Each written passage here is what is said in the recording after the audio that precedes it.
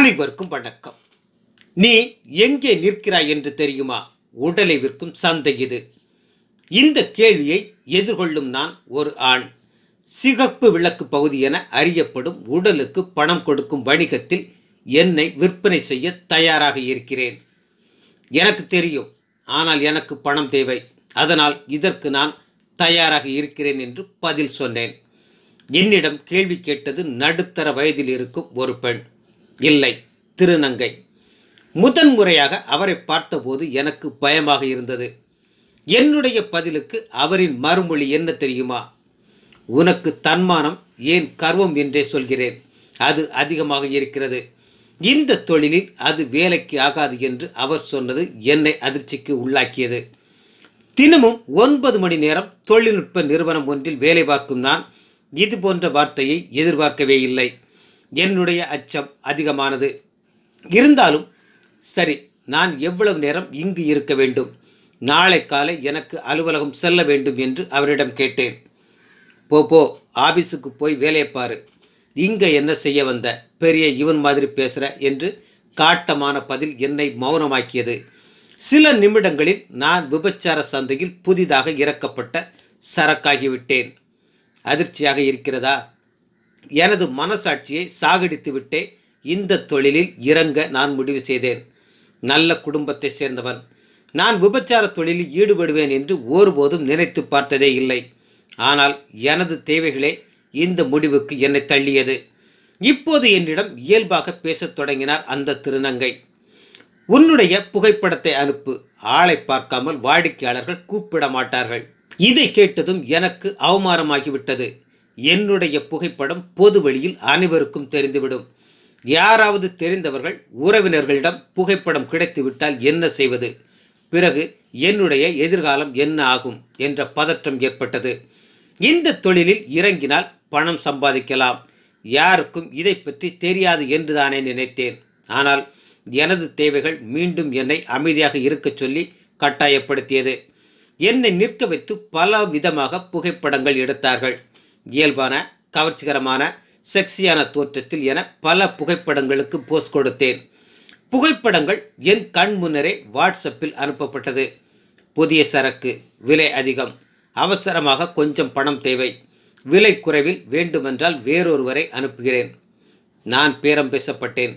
ஒரு இரவுக்கு 8000 ரூபாய் என்று முதல் கட்ட விலை நிர்ணயிக்கப்பட்டு 5000 ரூபாயில் பேரம் முடிந்தது. என்னை வாடகைக்கு எடுத்த வாடிக்கையாளர் விரும்பும் எல்லாவற்றையும் நான் செய்ய வேண்டும். அதிர்ச்சியாக இருக்கிறதா? ஆனால் அதுதான் உண்மை. இது திரைப்படத்தில் நடைபெற்ற கற்பனை அல்ல. உண்மையிலேயே என் வாழ்க்கையில் நடந்த உண்மையான சம்பவம். வாழ்க்கையில் இப்படிப்பட்ட வேலையை முதன் முறையாக செய்ய போகிறேன். உணர்வுகளே இல்லாமல் எப்படி காதல் செய்வது? அதுவும் யாரென்றே தெரியாத ஒருவருடன் எப்படி? இது போன்ற பல குழப்பங்கள் மனதில் எழுந்தாலும் வெளிக்காட்டி கொள்ளாமல் தைரியமாக இருப்பது போல் நடித்தேன். கம்பீரமான ஆண்தானே அழகு. மஞ்சள் நிற டாக்ஸி ஒன்றில் ஏறி கொல்கத்தாவின் ஆடம்பரமான பகுதி ஒன்றினுள் நுழைந்தேன். வீட்டில் இருந்த மிகப்பெரிய குளிர்சாதன பெட்டியில் மது பாட்டில்கள் நிறைந்திருந்தன. அங்கிருந்ததைப் போன்ற பிரம்மாண்டமான பெரிய தொலைக்காட்சி திரையை நான் இதுவரை பார்த்ததில்லை. என்னை வரவழைத்த பெண் திருமணமானவர். சுமார் 32 முதல் 34 வயது வரை இருக்கும். அவர் என்னுடன் இயல்பாக பேசினார். தவறான இடத்தில் நான் மாட்டிக்கொண்டேன். என் கணவர் ஒரு அதாவது ஓரினச் சேர்க்கையாளர். அமெரிக்காவில் அவர் வாழ்கிறார். அவரால் எதுவும் செய்ய முடியாது. தனக்கும் குடும்பம் இருக்கிறது என்று சமூகத்தில் காட்டிக்கொள்வதற்காக என்னை திருமணம் செய்திருக்கிறார். எனவே விவாகரத்தும் செய்ய மாட்டார். அவரது பாலியல் விருப்பத்திற்காக பெயரளவில் என்னை திருமணம் செய்து கொண்டார். மனைவி என்ற அந்தஸ்தும் தேவையான வசதிகளும் இருக்கிறது. நானும் உணர்வுகள் நிரம்பிய ஒரு பெண்தானே. பாலியல் விருப்பங்களும் உடல் ரீதியான தேவையும் இருக்கிறது. வேறு வழியில்லை என்று தன் சோக கதையை அந்த பெண் என்னிடம் பகிர்ந்து கொண்டார். இருவரும் பாடல்களை ஒலிக்கிவிட்டு நடனமாடினோம். சிறிது நேரம் கழித்து நடனமாடிக்கொண்டிருந்த அறையில் இருந்து படுக்கை இறக்கி சென்றோம். இதமாகவும் பதமாகவும் தன்னுடைய பாலியல் நடவடிக்கைகளால் என்னை தூண்டிய அவர் எல்லாம் முடிந்ததும், ஏய், இங்கிருந்து சீக்கிரமாக வெளியே போ என்று வேண்டா வெறுப்பாக சொன்னார். பேசின தொகைக்கு மேல் நன்றாக வேலை செய்ததை பாராட்டும் வகையில் அதிக பணம் கொடுத்தார். என்னுடைய கட்டாயத்தால் தான் இது போன்ற வேலைக்கு தள்ளப்பட்டேன் என்று வருத்தத்துடன் நான் சொன்னேன். அதற்கு அந்த பெண், உன்னுடைய கட்டாயத்தை உனக்கு மிக பிடித்தமான விருப்பமாக பொழுதுபோக்காக மாற்றிவிடுவேன், நீ இந்த தொழிலுக்கு ஏற்றவன் என்று சொன்னார். சரி, இப்படி நிமிடத்திற்கு நிமிடம் உணர்வுகளை மாற்றி மாற்றி பேசும் மனிதர்களிடம் பணத்திற்காக இந்த தொழிலில் ஈடுபடுவதற்கான காரணம் என்ன என்ற கேள்வி உங்கள் மனதில் எழலாம். எனது சொந்த ஊர் நான் இப்போது இருக்கும் கொல்கத்தாவில் இருந்து நூற்றுக்கணக்கான கிலோமீட்டர் தொலைவில் உள்ளது. ஏழ்மையான குடும்பத்தைச் சேர்ந்த எனது தந்தை வேலைக்கு சென்றதே இல்லை. இது போன்ற குடும்ப பின்னணியில் எப்படியோ வளர்ந்தேன். எனக்கு படிப்பதில் மிகவும் ஆர்வம் உண்டு. ஆனால் என்ஜினியரிங் தான் படிக்க வேண்டும் என்று கட்டாயப்படுத்தப்பட்டேன்.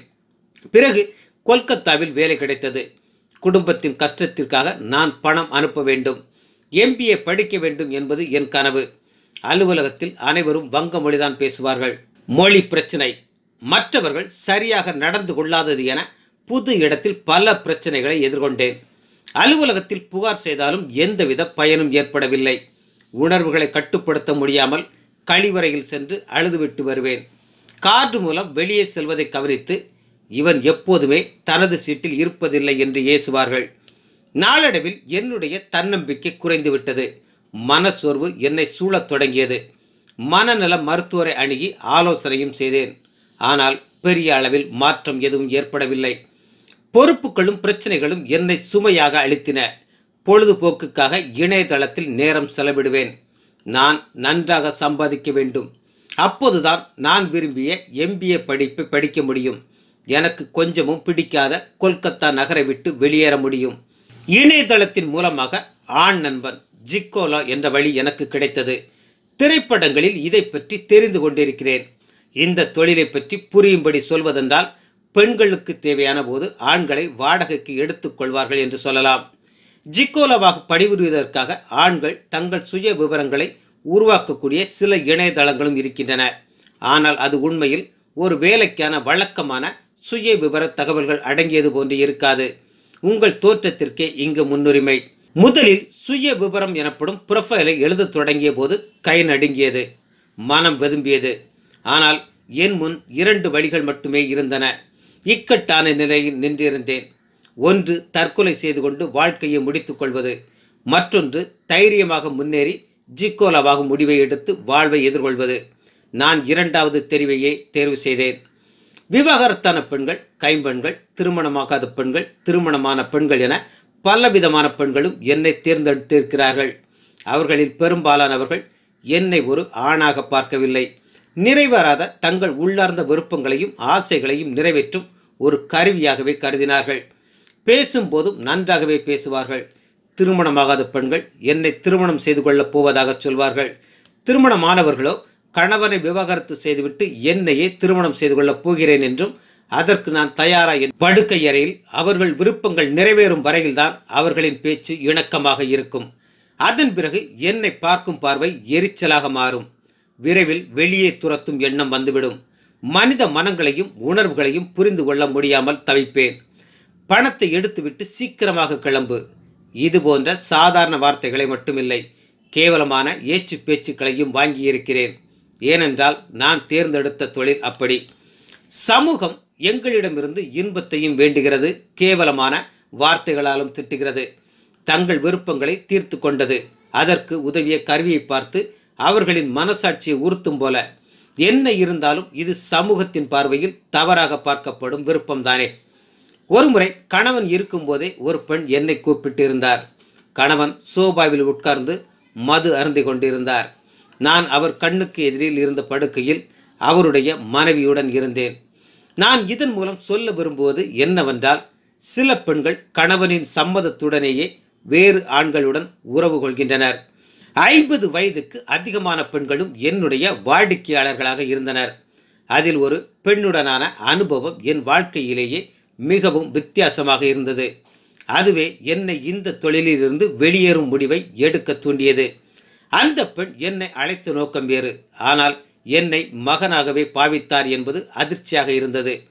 வசதியான குடும்பத்தைச் சேர்ந்த பெண். தனது கணவன், மகன், உறவினர்களிடமிருந்து பிரிந்து வெகு தொலைவில் வாழ்கிறார்.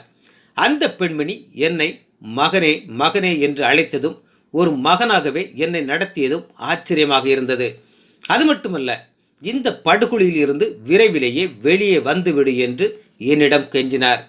இரவு முழுவதும் என்னுடன் பேசிக்கொண்டிருந்த அந்த பெண்மணி காலையில் என்னை அனுப்பும்போது முன்னரே தொலைபேசியில் பேசி முடிவு செய்திருந்த பணத்தை கொடுத்தார்.